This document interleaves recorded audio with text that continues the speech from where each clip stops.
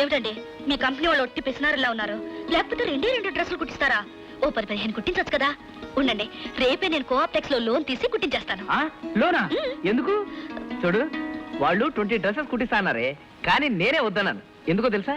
ఉన్న ఈ 2 డ్రెస్సులు ఇస్త్రీ చేయడానికి నీ చేతులు ఎంత కష్టపడిపోతున్నాయి కదా, అందుకని నేనే వద్దన్నాను. లోన్ మాత్రం వద్దే. నాకోసే కారు వచ్చింది, చూసొస్తాను. ఏ రామరావు, జాలాదిపేట జంక్షన్ లో టీ మాస్టర్ సెలవు పెట్టినాడు. మేనోసారి നിങ്ങൾ അവിടെ ജോലി ചെയ്യാൻ പറഞ്ഞു. చాపలా എന്താ వచ్చి టైం ఆచి వేగం కారులోటు గెరికాతే. ఏమండి, అది మన కంపెనీ కారేగా? అవునరాని, ఇలా కార్లో అవి పంపకండి. స్వశక్తి మీద కారు కొనుక్కుని ఎక్కే వరకు నేను కారు ఎక్కనని ఒట్టు పెట్టుకున్నాను అన్నాను. అయినా కంపెనీ ప్రెస్టేజీ ఈ కారు మీ దగ్గర ఉంచుకోండి అన్నారు. ఓకే అన్నాను. అయితే ఈ రోజు నుంచి మందే అన్నమాట. ఏమండి, ఈ రోజు శుక్రవారం కదండి, నేను గుడికి వెళ్ళాలనుకున్నాను. మీరు ఆఫీస్కి వెళ్ళే దారిలో నన్ను డ్రాప్ చేసి వెళ్ళిపోండి. ఆఫీస్ కార్లు సొంత పనులకు వాడడానికి వ్యతిరేకిని. మరేం పర్వాలేదు అల్లుడు. ఎన్నికల ప్రచారం కోసం గవర్నమెంట్ వెహికల్స్ వాడుకుంటున్న దేశం మంది, అందులో మన కారులో మనమ్మాయి వెళ్తే తప్పే ఉంది. అమ్మాయి, నువ్వెన్ని గుళ్ళు తిరుగుతావు తిరుగు, తర్వాత అబ్బాయి ఆఫీస్కి వెళ్తాడు. వెళ్ళి రెడీ అవ్వు. అది కాదు మాంగారు, బల్లి వద్దని వస్తుంది మాంగారు. నిన్న దేవుడే కాపాడాలంటోంది. నేను వెళ్ళి మన కారు చూసొస్తాను అన్నట్టు అల్లుడు, ఈ వేటకి మీరు తిరగండి. రేపటి నుంచి కారు నాకు వదిలేండి.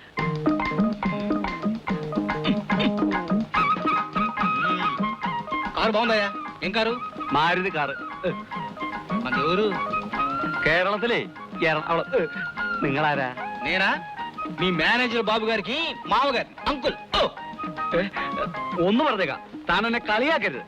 మాకు తెలిసిన నువ్వేం చెప్పకలేదు. എന്നോട് കളിച്ചാലുണ്ടല്ലോ ഞാൻ ആരാണെന്നാ താൻ విచారిచే. నీకే కాదు, మాకు ఉన్నాయి మీసాలు. మాంగారు, మీరు లోపలికి ఇష్టం మాడతాడు. అతను అదొక టైప్ రండి. ఏ టైప్ అయితే మాత్రం మీసం చూపించి భయపెడతాడేంటి? మనకి మనుషులున్నారని చెప్పు. చూడు, నేను రేపు వెళ్ళేటప్పుడు ఈ డ్రైవర్ మాత్రం ఉండడానికి వీలేదు. అలాగే, మీరు లోపలికి వెళ్ళండి. ఏంటి వాగుతాడు ఆయన? అదొక టైపులే. మరే, నువ్వు నాకు చిన్న సహాయం చేసి పెట్టాలి. ఇప్పుడు నా భార్య వస్తుంది. మనం వెళ్లే దోవలో గుడి దగ్గర డ్రాప్ చేసి వెళ్ళిపోదాం. ఆ రూటులే భయంకర തന്നെ నేను నిങ്ങളെ కూట్టుకొని వెళ్ళాం പറഞ്ഞു. ఏమిటండి ఇది? డ్రైవర్ భుజం మీద చేయి వేసి మాట్లాడతారా? మన గౌరవిస్తాడా? నీకైనా బుద్ధి ఉండాలా? అదే డ్రైవర్, పోనీ నువ్వురా, నువ్వెక్కు.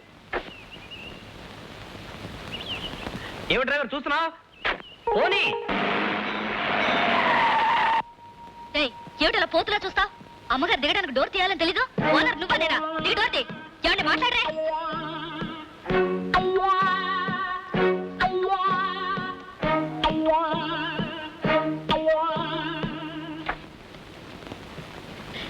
ఏమండి, మీరు కూడా గుళ్ళోకి వచ్చి అర్చన చేయించాక నన్ను పుష్ప వాళ్ళ ఇంటి దగ్గర డ్రాప్ చేసి మీరు ఆఫీస్కి వెళ్ళండి.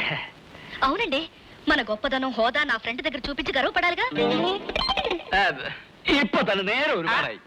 ఏమిటి? అదే అమ్మగారు అడిగిన చోటుకి తీసుకెళ్ళొచ్చు కదా. లేదా ఆఫీస్ దే ఉంది అంటున్నాడు. నిజమైంది చూడరాని, నీ పూజలు పురస్కారాలు నేను ఇక్కడ కూర్చున్నాను అనుకో, అక్కడ నా కోసం బోల్డంత మంది క్యూలో నిలబడి ఉంటారు. అదే నా కోసం చాలా మంది వెయిట్ చేస్తుంటారు. ప్లీజ్ రాణి, కుదరదు. ఏమండి, కార్ ఎండ్లో పెట్టకండి, రేపు తిరుపతి వెళ్దాం. తిరుపతా? రేపు కదా. ఓకే. తప్ప.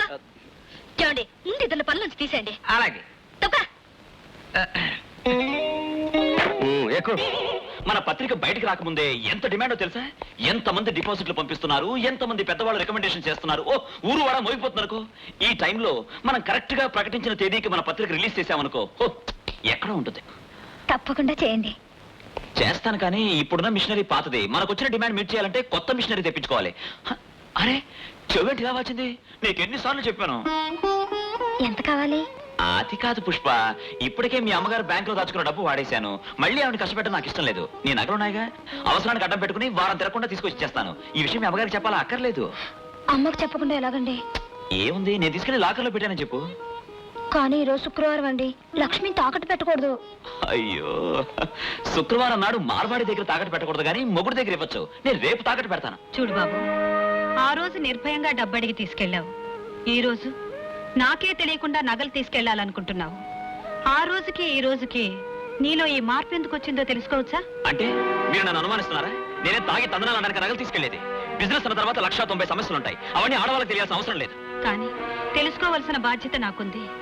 ఎందుకంటే ఈ సమాజంలో దెబ్బతిన్న ఆడదాన్ని కనుక, ఇంకో ఆడదానికి తల్లిని కనుక.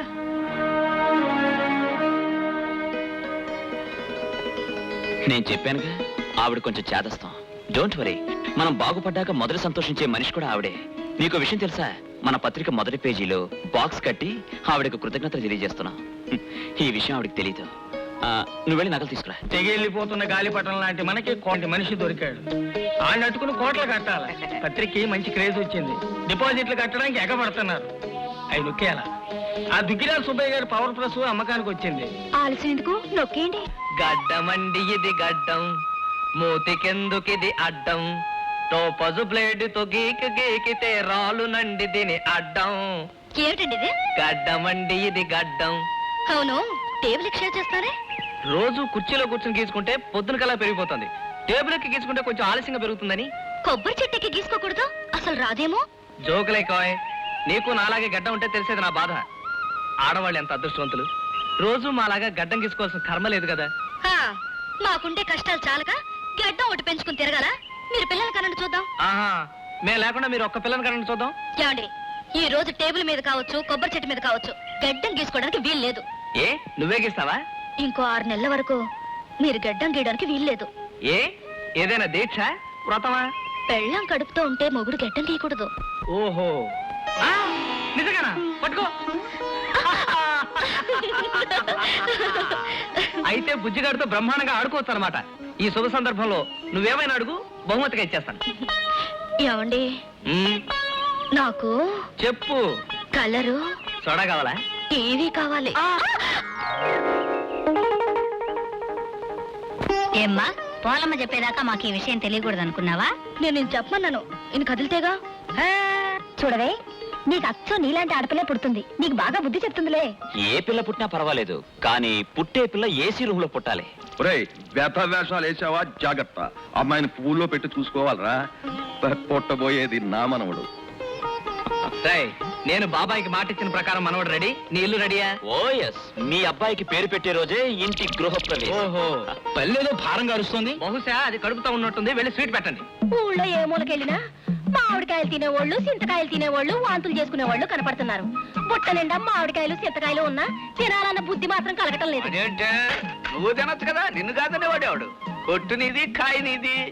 కోసి ఉప్పు కారం అని చెప్తాను, సప్పరించుకుంటా తిను. నువ్వు కోసెడితే తినాల్సిందే, కానీ కావాలని కొరుకు తినేలా మాత్రం చెయ్యు. బాగుందే, మధ్యలో నా అడ్డేటి నేనే చేయలే. ఏలెడితే కొరకలేవు, అన్ని వివరంగా చెప్పాలి. ఏది ఏమైనా సరే ఈ నెల తిరిగేలోగా నేను నెల తప్పేలా చేయాలి, అంతే. ఇదేమన్నా తాకట్టు పెట్టిన నగేటే, డబ్బులు ఇచ్చి ఇడిపించుకొచ్చేయడానికి, లేదా చెట్టుకు కాసిన కాయ తెప్పుకొచ్చేయడానికి. 5 దేవుళ్ళు కలిస్తే గాని పాండవులు పట్టలేదు. మన చేతుల్లో ఏం లేదు, దేవుడు ఇవ్వాలి.